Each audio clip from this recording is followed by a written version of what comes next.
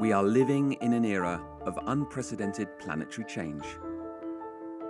Societies everywhere are experiencing fundamental demographic, social, economic, political, and technological transformations. Expectations for education are greater than ever before. Today, learners of all ages and backgrounds, whether living in developed or less developed countries, in dense urban communities or in the most remote rural areas, need knowledge and skills to navigate an increasingly complex world as individuals and as part of larger communities. In education, innovators are finding new ways to prepare learners for these challenges. New programs are reaching out to learners in every community to ensure that no one is left behind. Educators are finding new ways to engage learners and to nurture their passion for learning throughout life. Innovators are making the most of new technologies to create connections and share knowledge. But these standalone projects are not enough. We need to harness our collective intelligence. How can we better integrate education within broader strategies for development? What models of innovation can inspire education today? What are the right drivers to achieve effective reform in education? How can we share and adapt the most innovative projects and policies? What might learning be like in the future? Changing societies, changing education.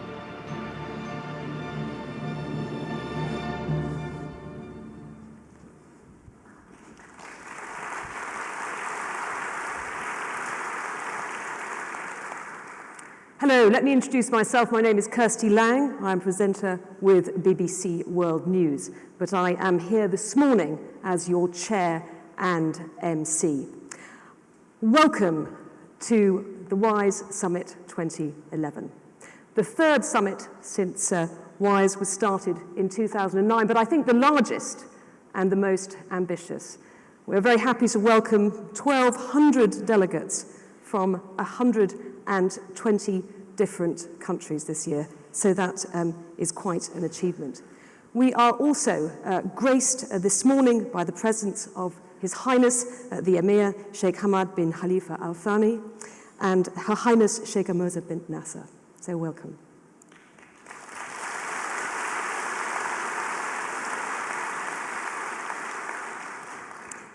Now, since the WISE Summit gathered here in Doha last year, there have been huge changes in the Arab world. Changes which are going to pose some very fundamental challenges for education. And that's going to be one of the topics that we're going to discuss at this summit.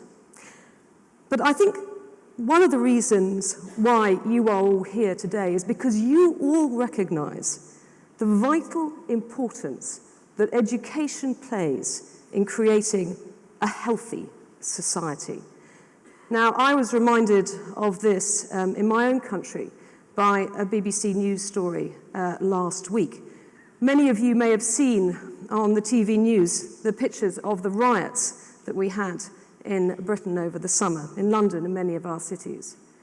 The Ministry of Justice in Britain published a report last week in which it said that many of the rioters, you may have noticed, a lot of them were very young. They were school age. Many of these young people, I think 2/3 of them, had special educational needs. 1/3 of them had been expelled or excluded from school. Now, you might say, well, this is just a story about Britain, but it isn't actually, because it highlights what happens when an education system fails young people. It fails all of us, because the consequences for the British economy of those riots were devastating. They were devastating for the individuals who lost their homes and their businesses. Now, the big question is, why did it fail those young people? After all, unlike their counterparts in many countries, those British young people have access to education. We've had universal primary education in Britain for over 100 years. So what went wrong? Well, I'm hoping that many of you in this room will have some answers to that. And this is what WISE is about. It's about spreading good ideas. It's about best practice. It's about innovation. That's why the WISE Awards were formed 3 years ago, to recognize and honour innovators in education. And tomorrow night we're going to be honouring the 6 WISE award winners for this year at our gala dinner. But this morning we have a new prize. It is going to be the world's first major international prize for education. At the moment we have prizes like the Nobel, which recognize excellence in physics, in chemistry, in literature, in economics, but there is no prize that recognizes great achievements by individuals or groups in education. And the hope is that the WISE Prize will fill that gap. And by the end of this session this morning, we will meet the first winner. But now I would like to welcome onto the stage the chairman of WISE and the president of the Hamad bin Khalifa University, Dr. Abdullah bin Ali Al Thani.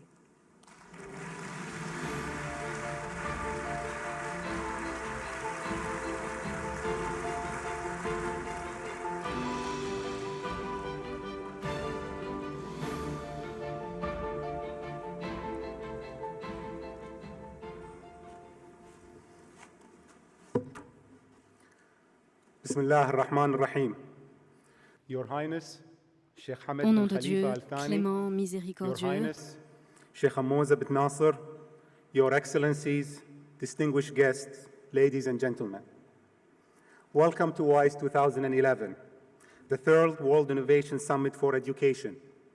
Welcome back to old friends in the WISE community, and a warm welcome to those of you who are here in Doha for the first time.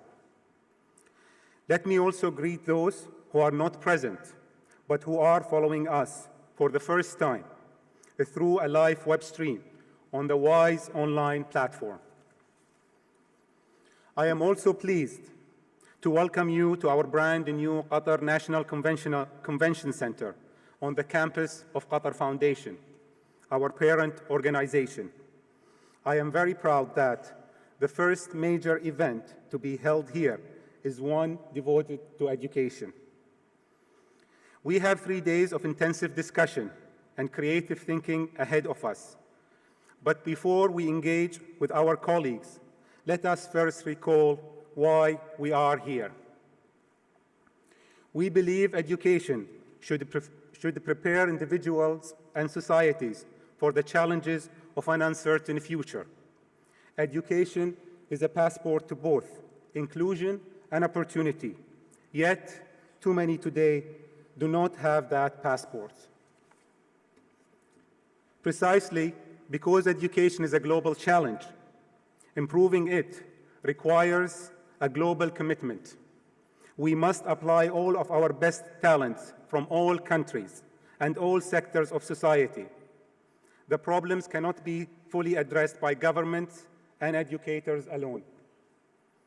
Here in Qatar, under the leadership of His Highness Sheikh Hamad bin Khalifa Al Thani, education has become a central pillar of our country's political strategy.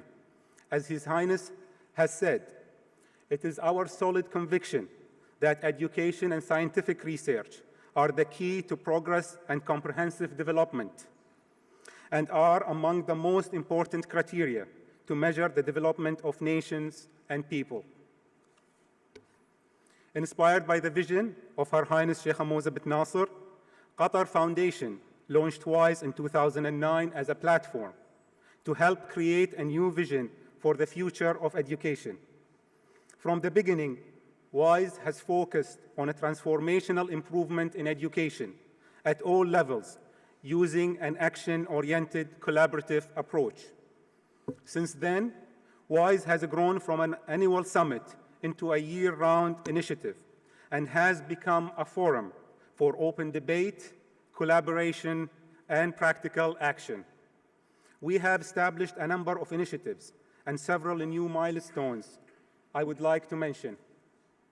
The WISE Awards, now in their 3rd year, have showcased 18 groundbreaking educational projects, allowing innovative best practices to spread and grow.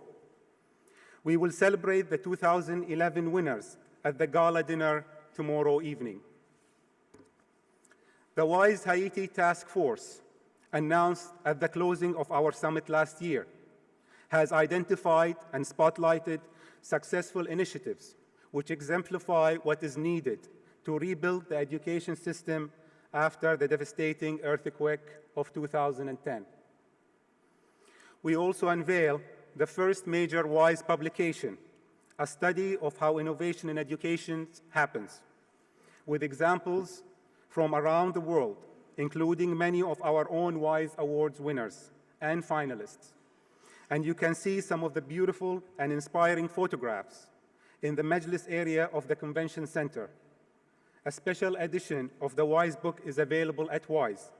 All proceeds will support the WISE Haiti Task Force. Our program for education leadership, again this year, offered customized mentoring to recently appointed university leaders from developing countries. In 2 years, we have reached leaders in 18 nations, indirectly improving the educational experience of hundreds of thousands of students. One of the most popular features of last year's program was the learner's voice. This year, we have increased the participation of these young learners. 30 of them from all over the world have been selected through a rigorous competitive process. You will hear from them during WISE. They also include Qataris and other local students. And they are becoming a special ingredient of WISE, which I hope will grow in future years. We cannot talk realistically about building the future of education without knowing that learners expect and want to achieve. I believe that with time, they will become a community with an important voice in the education debate. In partnership with Euronews, we have begun a second season of Learning World, bringing important issues and ideas about the education to viewers in all continents in 11 languages. We have relaunched our online web platform to enable the WISE community to improve its communication, and it works throughout the year. And lastly, before the end of our plenary session this morning, we will announce the name of the first laureate of the WISE Prize for Education.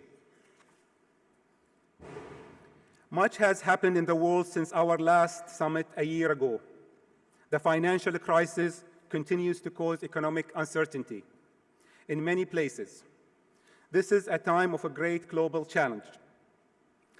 As reflected in our own Arab region, the demand of our youth for jobs, for better life, requires an urgent response. The challenge to governments, to civil society, to business leaders, to the media, to all of us, has never been greater. And a critical part of our collective response must be to provide a relevant education whose outcomes will help our young people navigate these difficult times and equip them for productive lives. As individual freedoms increase, civic responsibilities also grow. And we must prepare young people for an active role in shaping society. From the outset, WISE has championed education not for its own sake, but because we see it as essential to life. The theme of WISE 2011 is changing societies, changing education. Our aim is to explore the multiple connections and interactions between education and other sectors so that we can better address the challenges of development and economic growth. We have divided this theme into 3 parts. Today, we will set the global context and look at the key issues which impact education. Tomorrow, we will focus on major challenges in the education sector. And on the 3rd day, we will consider the future of education and initiatives which might bring about transformational improvements. WISE is making a difference already, but much more remains to be done.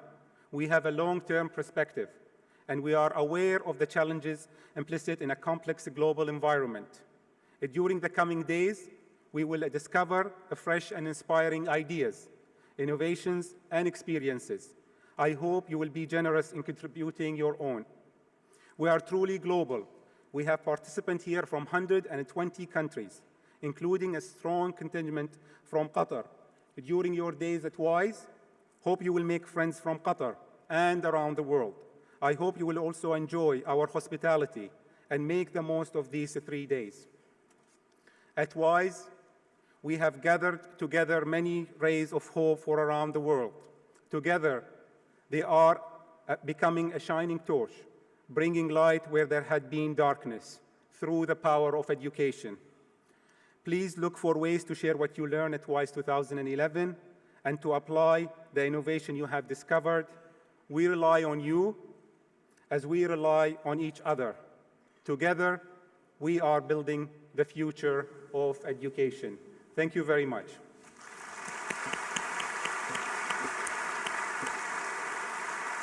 Thank you, Dr. Abdullah.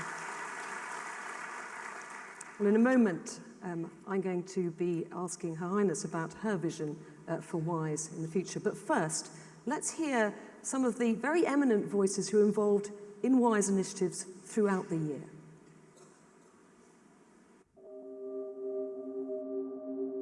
Global governance cannot be discussed and solved without education. We need a global business coalition that is determined to put education to the top of the agenda. We need all over the world for governments, parents, business, and children to understand the high stakes of education. Education carries benefits throughout life and across generations.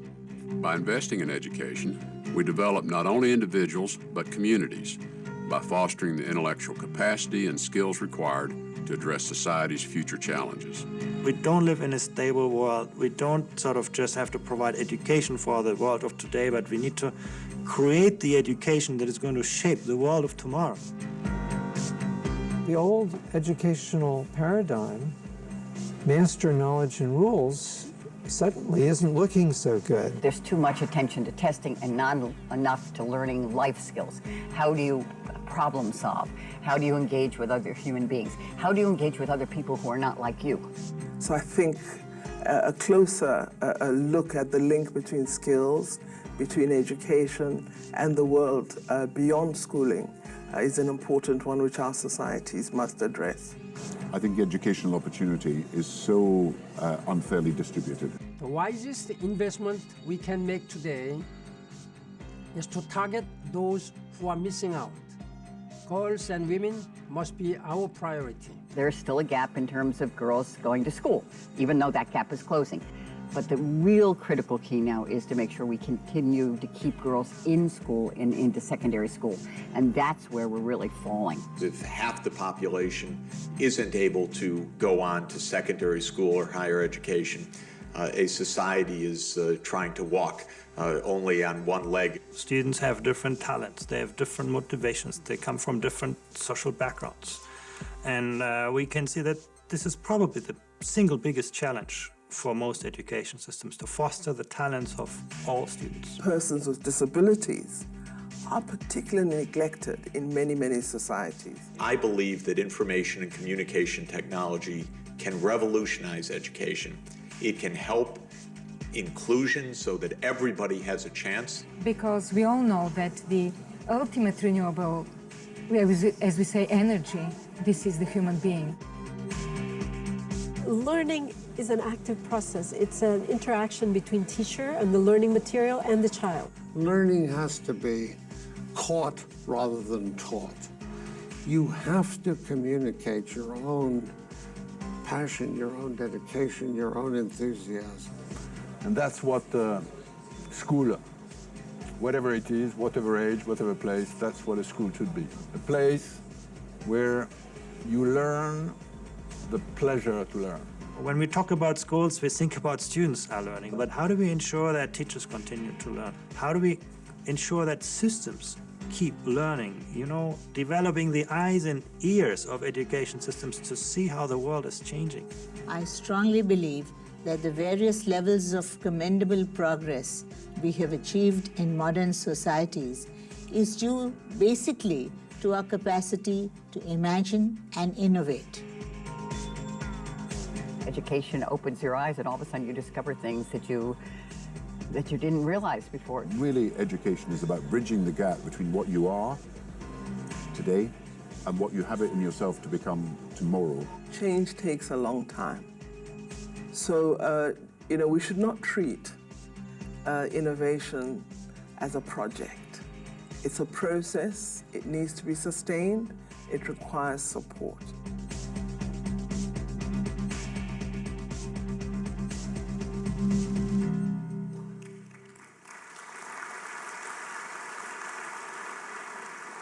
Well, there's some very interesting, significant points that we heard there, which I'm going to be raising in our panel in a moment. And indeed, two of the panelists you actually saw in that film, Professor Jeffrey Sachs of Columbia University and Her Excellency Naledi Pandor, who is the South African Minister for Science and Technology, will be joining us shortly on stage. But first of all, I would like to welcome Her Highness Sheikh Hamoza bint Nasser onto the stage to hear her comments about WISE.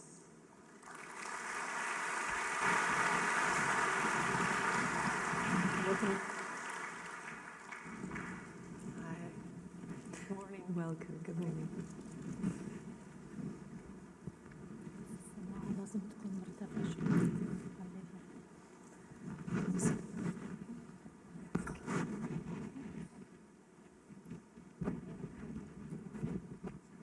Now, I should say that Her Highness is also the chairperson of the Qatar Foundation for Education, Science and Community Development, and a special envoy for basic and higher education for UNESCO, and many, many other roles in the field of education. I mean, you are the driving force behind WISE. We wouldn't all be here today if it wasn't for you. What drives this passion for education? If I may, I would like to address first the audience in Arabic. السلام عليكم ورحمة الله وبركاته. أنا سعيدة بوجودكم في قطر. Good morning. I'm very happy to have you in Qatar. I'm very happy to have you in WISE. I would like to thank you for your participation in this conference. I hope that over the upcoming 3 days we will have open debates, we will have productive discussions, and I hope that they will be all crowned with success. Now coming back to your question. I'm a strong believer in the power of education and the ability of education in transforming the lives of individuals, transforming societies, and also connecting nations. Education is a multi-dimensional issue. If you can imagine how much good quality education can achieve in teaching the tools of critical thinking, problem solving to our youth, and instill in them the confidence that they need to reach out to the others, at the same time to be confident, to be secured within, and to be also proud of their identities, of their heritage, of their culture. It's also, the quality education could enable our individuals or our youth to be empowered economically. Of course, empowered individuals will result to a strong economies in the end. Again, also, quality education could teach our youth the art of citizenry. And we have seen this. We have seen how much our youth today are aware of their rights, of their needs, and they were able to voice their opinions in a very civilized way. We have seen it in the Arab streets. We have seen how those youth were able to face their challenges with optimism and courage as well. So you see how much the education can offer us. That's why I believe in education. That's why I think the education has the power once we utilize it in the right way and for the right time also. I know that one of the things that you're particularly keen on is looking at innovation, at best practice, and how important that is in transforming education and transforming society. What role do you think WISE can play in achieving that? Well, as you know, I have, my passion and my objective to reach or achieve quality universal education for all, especially those who are in conflict areas. WISE can achieve a lot because so far we've been dealing with the same issues of education in the way of the 19th centuries and the 20th centuries. WISE is a platform where innovative ideas, best practices can come together and can be explored. WISE also a multi-sectoral platform where NGOs, governmental entities, expertise, business, parents, individuals can come together and exchange ideas and learn from each other. WISE is an innovative platform for innovative ideas. We created the WISE Prize and WISE Awards as well to give the visibility that education needs, and to also to give the prestigious status for educators and for those who are working in education, the educational domain. Unfortunately, so far, education is not getting the respect or the attention that it deserves. I think WISE can offer a lot once we utilize it and gear it towards our needs. And what about this region, which, you know, as we've already heard this morning, huge challenges because of the changes and the upheavals there's been. What can WISE and the lessons of WISE teach us about this region? This region. I think this region is the most needed region when it comes to WISE benefits and WISE outcomes. As you know, that the main challenge here that we are facing is, are we ready, or can we offer our youth the meaningful future that they really deserve and they really need. As you know, around most of the population here, in the region, they constituted the 30% or the 60% of our population under the age of 30. Unfortunately, we have still many of our students out of classrooms, especially in the conflict areas. Half of them, or more half of them, are girls. Unfortunately, the unemployment rate in the MENA area is the highest in the world. We still need 50 million jobs over the next decades. So how can we solve this? I think we need really to address those problems with more innovative ideas and creative means. And I think that can be addressed through education and through innovation in education. It's a challenge that all of us have to face, but it's important to look to this demographic or the youth bulge as a demographic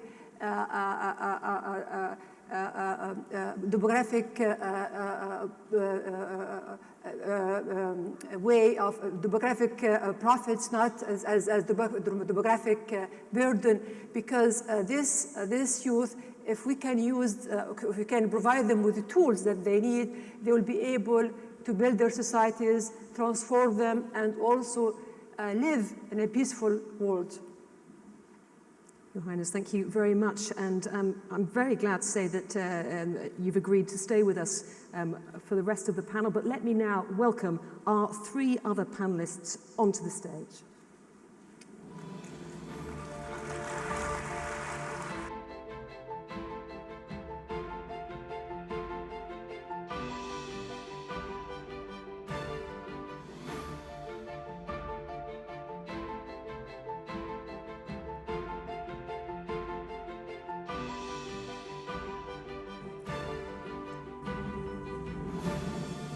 Jeffrey.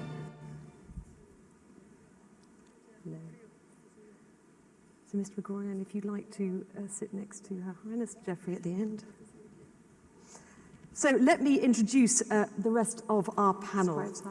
Dr. Vartan Gregorian is president of the Carnegie Corporation of New York, which is a philanthropic foundation. Dr. Gregorian has spent all his professional life, or most of his professional life, I should say, working in education, so he's a fount of knowledge. Her Excellency Naredi Pandor, who is a South African Member of Parliament and currently Minister of Science and Technology in South Africa, but she was formerly the Minister for Education. And Professor Jeffrey Sachs, Director of the Earth Institute, Professor of Sustainable Development and Health Policy and Management at Columbia University, and a Special Advisor to the United Nations Secretary General Ban Ki-moon. Now, in this debate, we are going to address key questions related to the role of education in economic and social development. Also, how can we accelerate getting kids into school in those areas where they don't have access to education. And also, we're going to be looking at how technology is transforming education and getting other sectors involved in this crucial area. Now, let me start with you, Dr. Gregorian. 3 years ago, you and a group of other educators wrote an open letter to President Obama, in which you said, education is central to our democracy. You can neglect it, you can get it on the cheap, but you get what you pay for. And if you think that education is costly, try ignorance, because that will be far costlier. What is the cost of ignorance? Well, when President Obama got elected, I think you just need to point it towards your mouth, actually, and then it will work. When President Obama got elected, we initiated a meeting of 47 heads of education systems, higher education systems in the United States, out of 50 states. And we issued this letter, public letter, urging him to start with universities as a way of renovating American society's education establishment, infrastructure, social fabric, and everything, especially K-12 education. And we said those words, and unfortunately, I don't think they followed our advice or our request or our urging. And I was prompted in drafting that letter, collective letter, by the example of Lincoln, Abraham Lincoln, who in the middle of the Civil War, when America lost 600,000 people in 1862 on, he established land-grant universities in the United States, which prepared America for an industrial revolution. In the middle of Civil War, 1862-63, he established the National Academy of Sciences. He did not say we're in the midst of war, this is luxury, because science and education were a necessity, not a luxury. And that's why we're trying to emphasize that during terrible times, you have to think the important things for the future, not out of reaction, but out of planning. As to cost of ignorance, neglect always brings not immediate results, but ultimate outcomes. Neglect in terms of aspirations not met. Neglect in terms of potential talent not satisfied. Neglect new generation of Americans who come aboard not being educated, receiving equal opportunity. Neglect about quality, how to satisfy quality of education. And all of those was to emphasize the fact that most politicians know the price of everything, but not the value of everything. And that was our attempt to draw attention to neglect. Naredi Pandor, from your current position as Minister of Science and Technology in South Africa, how important do you now see the education sector in the development of your economy? I think as Minister of Education, we had recognized the links that there must be between ministries of education and science and technology. And now the link is even more critical because the young people I draw on for researchers, for innovators, have to come through the school and university system. Thus, we have to collaborate, science and technology and education, to ensure that we get the competence and the numbers able in science, as well as in mathematics, and of course information communication technologies, in order that we build that base of undergraduates for advancing into engineering, biotechnology, and all the fields. Our interest is, of course, postgraduate, very strongly. So you want to get your young people into honors, masters, PhD programs, but without that filter from the school system, your ambition is actually curbed tremendously. So the relationship is absolutely vital. Jeffrey Sachs, you wrote a very interesting article I read on the plane a couple of weeks ago in Time magazine about reviving the American middle class. And in that you made the point that there has to be a link between skills levels and wage levels, and that involves investing in education. Do you think the problem, I'm not asking you just here to focus on America, but governments in general often see education as a cost on their balance sheet and not as an investment?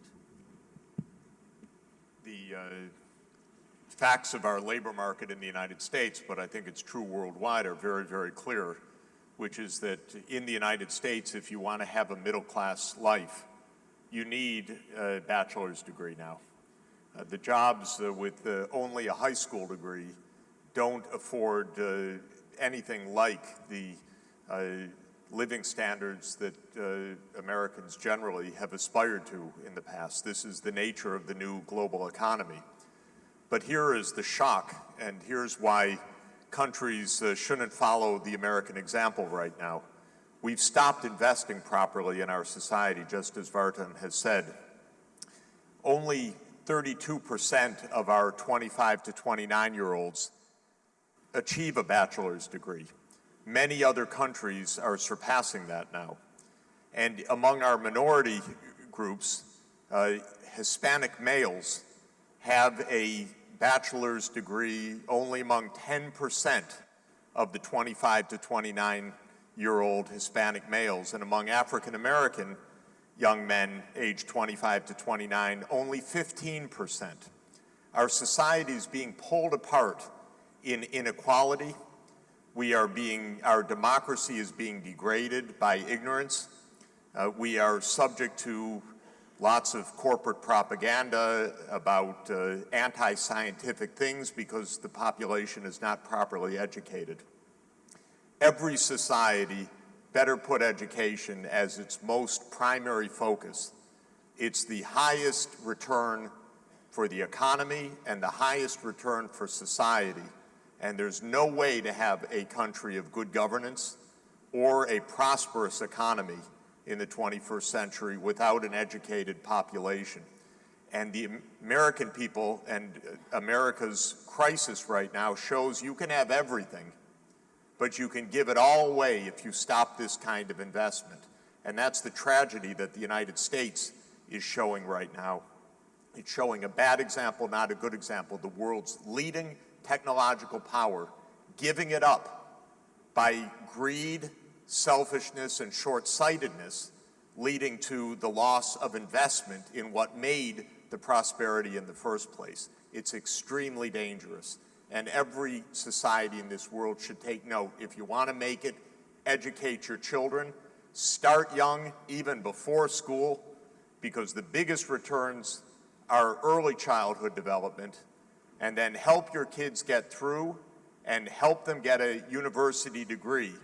And remember that as bad as the crisis in the United States, which is a tragedy for a rich country, being killed by greed, unfortunately, if you look at the crisis in other poorer regions of the world, their kids don't even have a basic chance because of poverty. And in sub-Saharan Africa right now, only about 20% of girls are even finishing a high school education.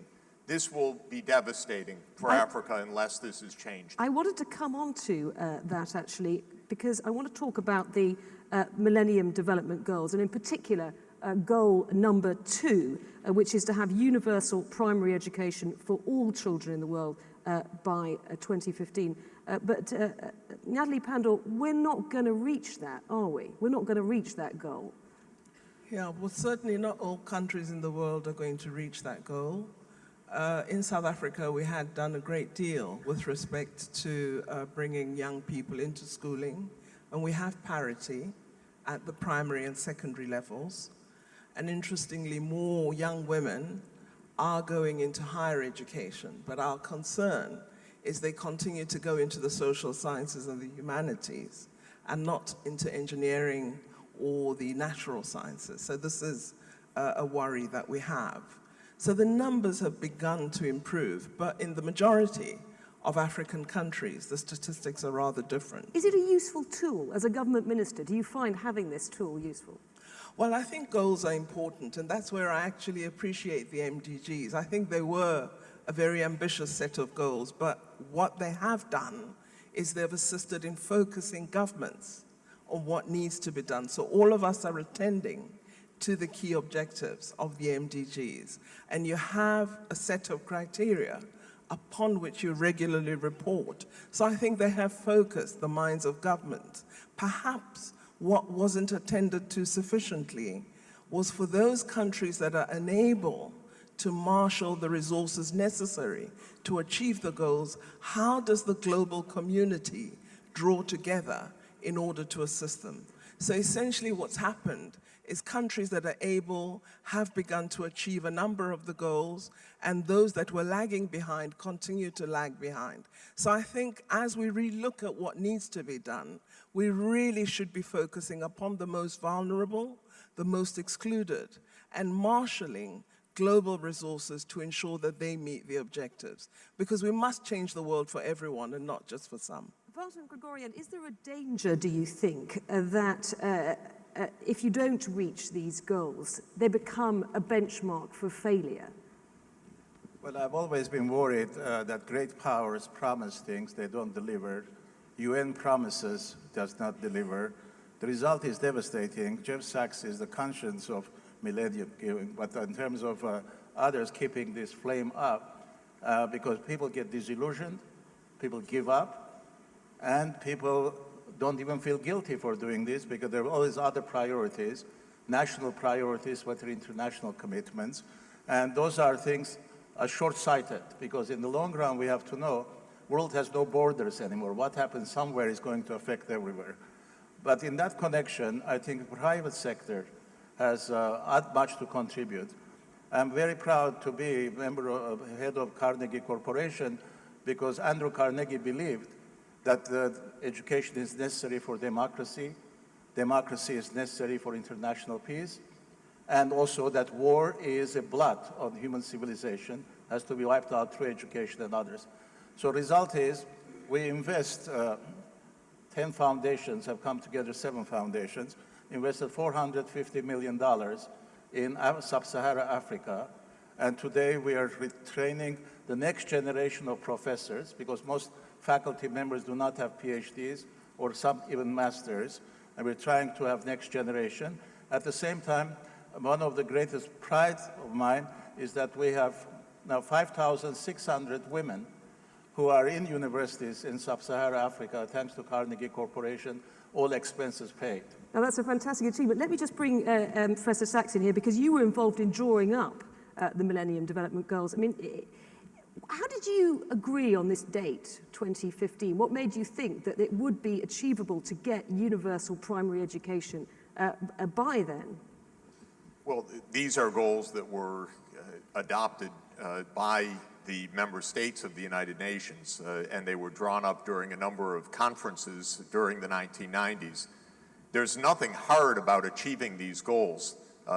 We could still achieve all of these goals by 2015. What's happened, though, is that powerful countries have reneged on their promises. The United States is spending 30 times more on the military than it is on development assistance. It doesn't get security out of that. It's just a profound misallocation of national effort to spend more than $700 billion on the military and spend really less than $30 billion on official development assistance. The world simply hasn't followed through on promises that were made. Now, poor countries are doing a lot, and I appeal to all countries, new donor countries as well, in this region in Korea, China, Malaysia, other countries that are rising powers in the world, when the leading traditional powers like the United States are lagging, no longer leading, then other countries need to step up and do their part. And unfortunately, the whole transatlantic region is in crisis right now. It's mainly a moral crisis, I would say. It's not an economic crisis so much as a moral crisis. But you have the US and Western Europe focused on their internal problems, and now the rest of the world has to go on and solve its problems, not waiting for the United States or Europe. And this region has resources. East Asia has resources. Brazil has resources. South Africa has resources. It's time for the new powers, the BRICS and others, to step up and say, okay, we'll take on some of this responsibility to make the world work properly, not just waiting for these countries that, like my own, which are squandering their inheritance by underinvestment and by too much military spending. Now, I'm afraid I'm being told in my ear that, that was popular, that we have very sadly run out of time. But before we finish, I'd just like to turn back to Your Highness. What would you like to see, briefly, this summit achieve over the next three days? What is your call to action? Before that, I would like just to comment on what Jeff just said. It's very important that we don't set high expectations for the people here and people around the globe. I think, yes, maybe the resources are important, but I think they are not the only cause of our failure. I think we have really to look for more innovative, creative ways in applying our education to our new and different mentalities of today. We have to stop really using those old, obsolete methods for those young, talented individuals. So I think the education is not about, or not just about the MDG. It is a lifelong goal that all of us has really to dedicate ourselves to achieve. Very briefly, Jeffrey. I want to agree with that completely. WISE is so special because it's putting an emphasis on innovation. And I can say, having been a professor at universities for 31 years now, the amount of change going on in educational technology and in the classroom is greater in the last 2 years than I would say in the preceding 29 years. What we can do now with information technology to reach students who couldn't have been reached before, to connect children around the world by internet and Skype, to have global classrooms, to have virtual education, to lower the costs and lower the barriers is so profound that this is one of the key areas where we ought to put our emphasis. There is simply no excuse for kids not being part of the worldwide information age because the costs are so small, and especially if leading technology companies join in this effort, then we'll reach everybody. And I think this is one of the most important initiatives of WISE and one of the reasons why we're putting so much confidence in this initiative. Thank you very much. Just very briefly, Your Highness, I know you have some feelings on the use of technology in education. Would you like to come in on that just before we wrap up? Yes, I agree that technologies are important, but they should not be an objective or an end by themselves. As they are here, we have to use them. We have to utilize them to bring better quality of education to our kids and our youth, but they should not be our main objective. They are just tools that we need to really use and utilize. I think this is very important that everyone understands. Technology is important, but not everything. We have to build the infrastructure in our classrooms, in our schools, train teachers. We have really to look to the education as centered around the students, personalized education. Today we're talking about personalized medicine. I think the most important thing today it is to personalize and individualize education according to the abilities and according to the needs of every individual in this world. So I think this is the most important thing that we should emphasize on. In the end of the day, technologies are there, we can use them or not, but infrastructure are the most important elements. Can I just apologise to my other panellists, because I know you have lots more to say, but unfortunately I'm being told that we have to wrap up. So I would like to thank Natalie Pandor, Jeffrey Sachs, Walter Guggen, and of course, Your Highness. Thank you very much. Thank you.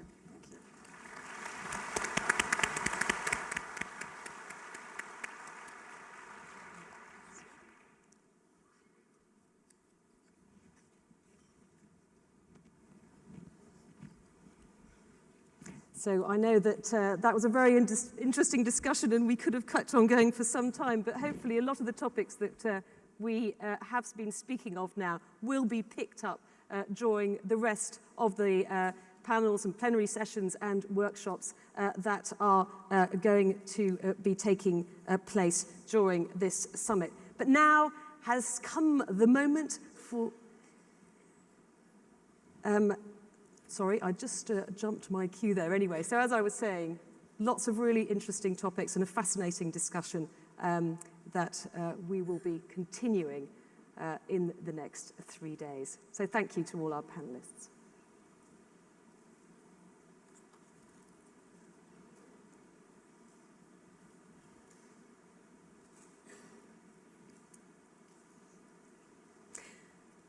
But now it is the moment for the announcement of the first WISE Prize for Education. And for this, I would like to welcome onto the stage the chairman of the WISE Prize jury, Dr. Abdullah Ali bin Al-Thani.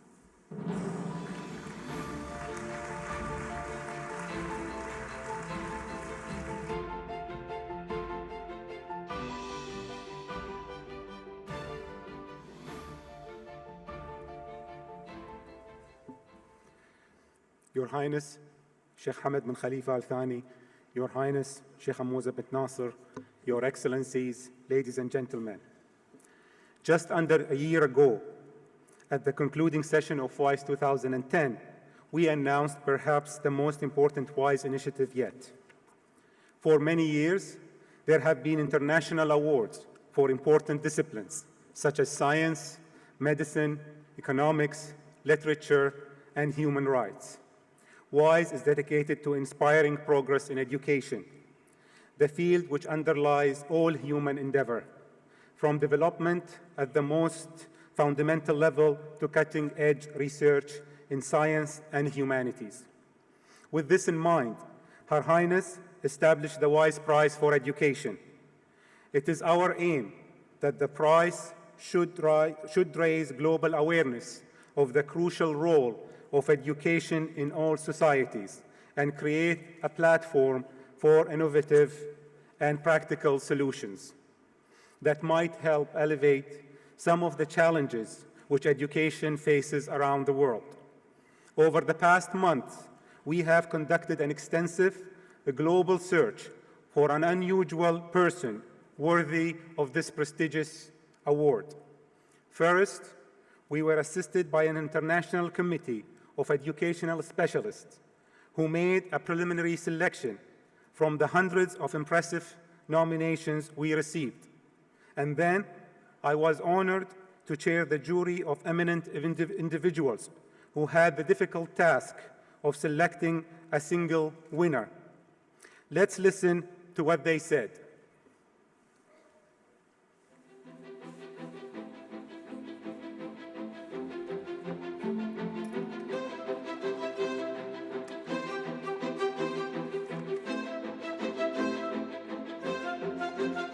Your Highness, Your Excellencies, ladies and gentlemen, it is a great privilege for me to announce today the establishment of the WISE Prize for Education.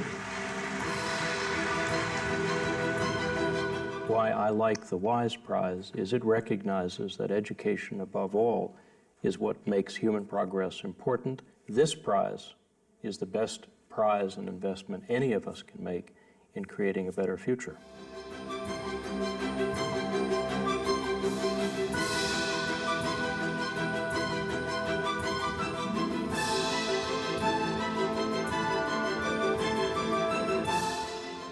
The programs of education and training, I believe, are the most sacred missions in our society. It's very rare for us to actually look at who are the heroes and heroines, who's making a difference, and what are they making that difference with?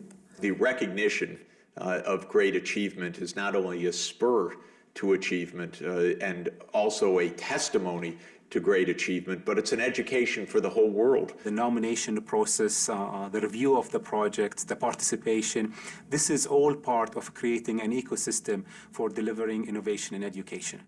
It was a very interesting process and a very challenging one, because you're confronted with the very wide variety of approaches to education. What has been most exciting as a juror has been to become aware of how much work there is out there. I felt absolutely humbled by the tenacity and dedication of so many people to the cause of education. I have no doubt that in becoming a WISE recipient, that WISE Prize winner will also become a very important ambassador for the cause of global education and especially innovation in education.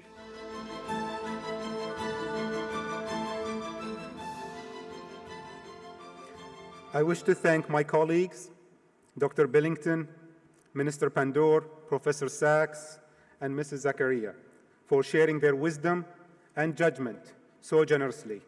And I thank Dr. Billington for hosting our jury session at the Library of Congress in Washington, D.C. Your Highnesses, Your Excellencies, ladies and gentlemen, it is my privilege to tell you that, after deep and serious consideration, our high-level jury identified an individual who we believe truly exemplifies the values of WISE. This is someone who found original ways to bring the benefits of learning to millions of the world's most underprivileged, giving them dignity and hope and enabling them to lead productive lives. Over 4 decades, he has worked quietly, patiently, and collaboratively to give more and more to people, that vital passport to inclusion and opportunity. The inaugural WISE Prize for Education laureate is Sir Fazli Hassan Abed.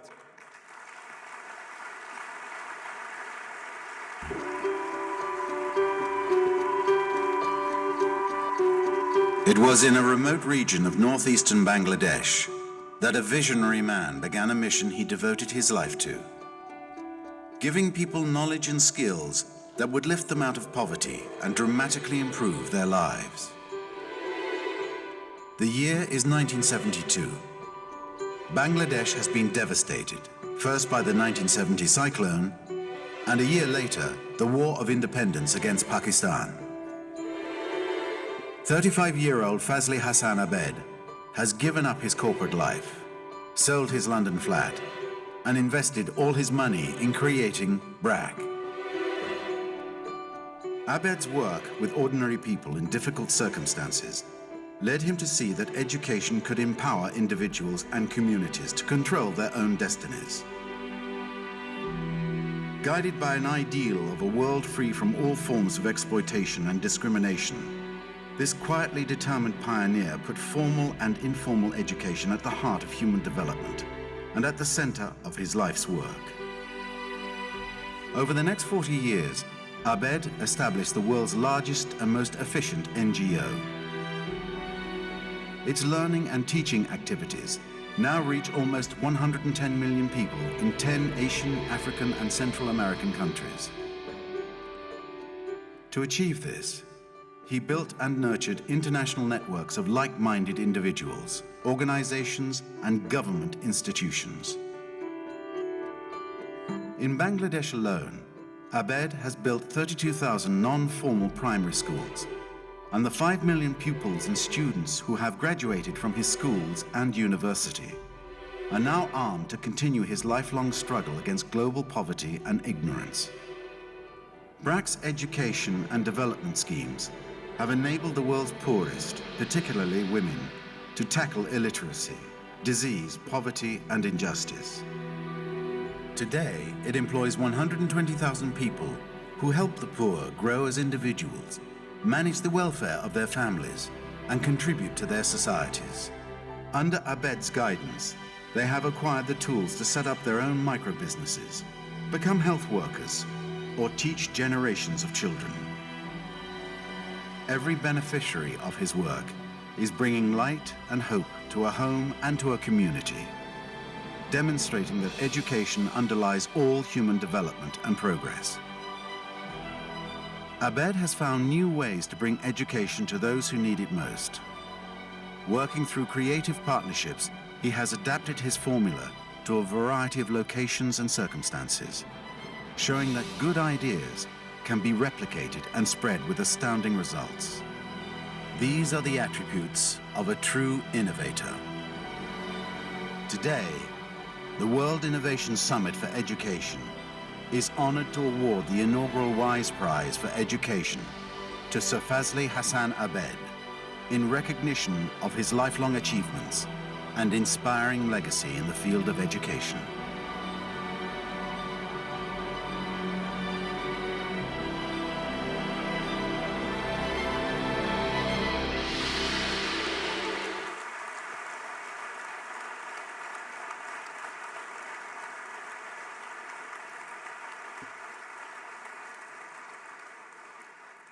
Now I invite to the stage the laureate of 2011 Wise Prize for Education, Sir Fazli Hassan Abed, founder and chairperson of Prague.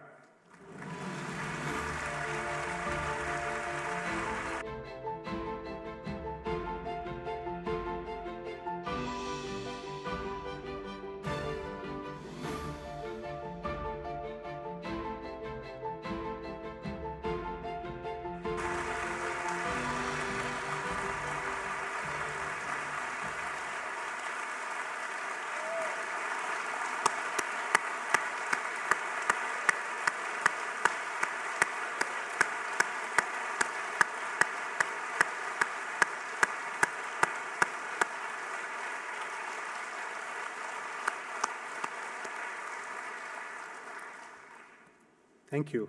In recognition of the profound significance of this occasion, I now invite His Highness Sheikh Hamad bin Khalifa Al Thani to the stage to present the inaugural Wise Prize for Education.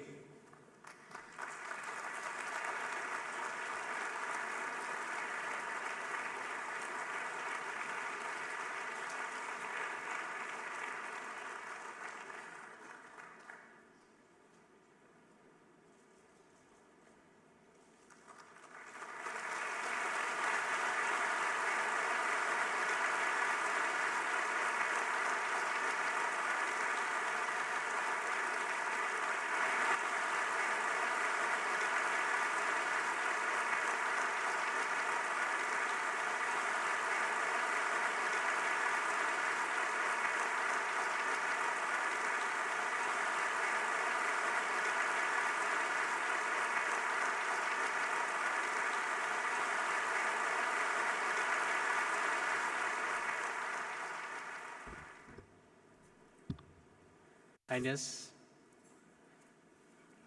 it is very difficult for me to find words to express the honor and the privilege of receiving this recognition. But I must say that, acknowledge that this prize belongs not to me alone, but the recognition belongs to BRAC, the organization I founded 40 years ago, and it has worked over 40 years in development, and I think this prize also belongs to the work of BRAC in education over these years. Therefore, on behalf of 55,000 BRAC staff and 45,000 BRAC school teachers, that I humbly accept this award.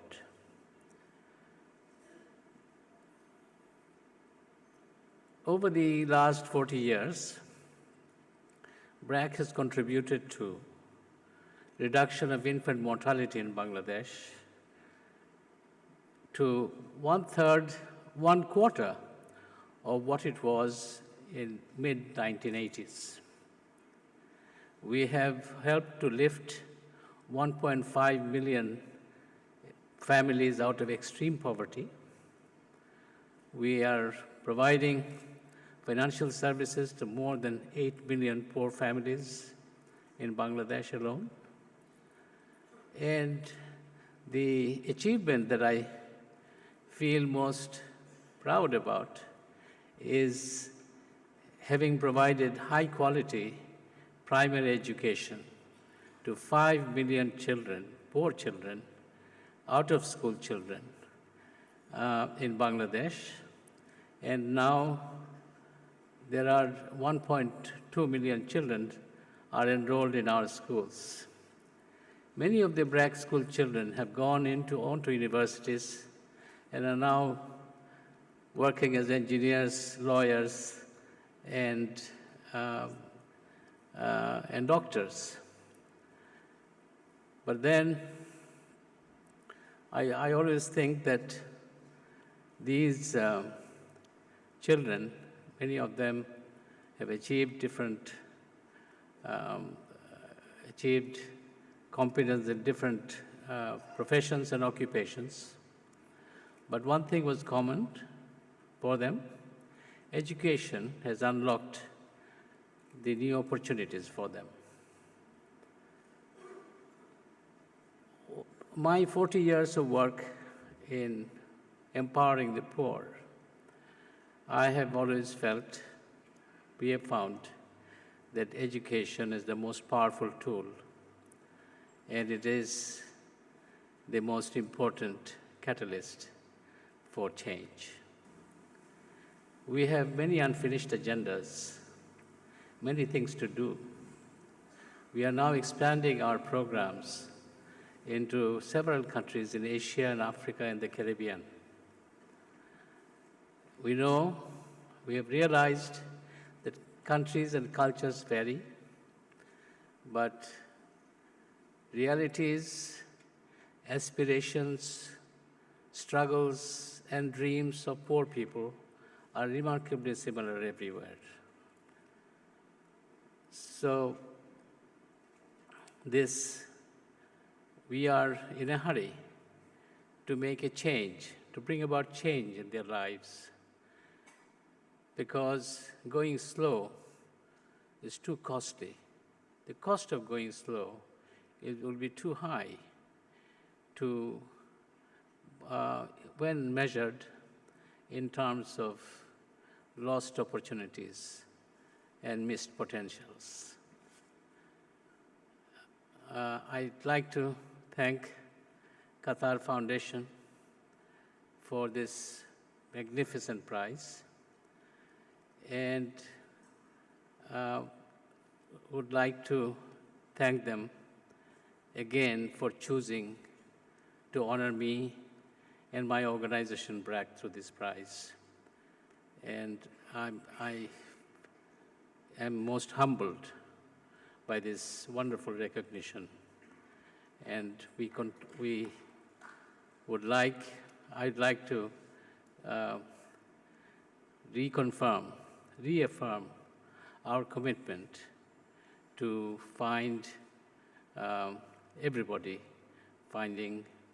reaching their potential, or BRAC wishing to help everyone reaching their potential. Thank you very much. Thank you. Congratulations. Thank you very much.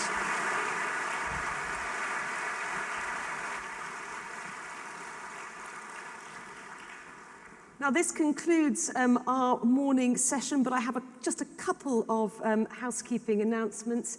The next sessions will be starting straight away. So there is a session happening in this room. If you're involved in that one, please stay.